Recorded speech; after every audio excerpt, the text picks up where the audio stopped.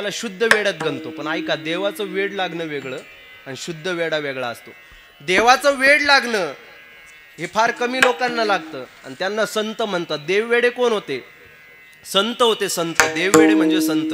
आणि त्यांची देवाची वेड लागलेले संत भेटणं फार अवघड आहे. शुद्ध वेडे तर आपल्याला पावलं पावली भेटतील, पण देवाचं वेड लागलेले संत भेटणं फार अवघड आहे. महाराजांनी त्याचे बरेच वर्णन केलेले. पाहुणा घालवेल पारान,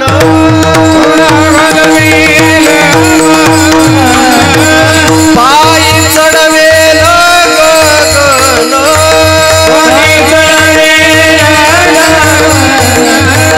भूत भविष्य कळो येईल वर्तमान, भूत भविष्य कळो येईल वर्तमान, तरी त्या साधूचे नकळे महिमान, ऐसे कैसे आले भेटतील ते साधू, ऐसे कैसे आले भेटतील ते साधू. पारमार्थिक वेडे नाम संत भेटणं फार अवघड आहे. पाहुणा घालवेल पालान, पायी चढवेल गगन. कदाचित एखाद्या माणसाने ठरवलं तर तो स्वर्गापर्यंत पायरी करून जाऊ शकतो. कदाचित भूत भविष्य कळो येईल वर्तमान. एखाद्याने अभ्यास केला की त्याला दुसऱ्याचा भूतकाळ कळू शकतो, वर्तमान पुढं काय होणार कळू शकतं, भविष्य कळू शकतं.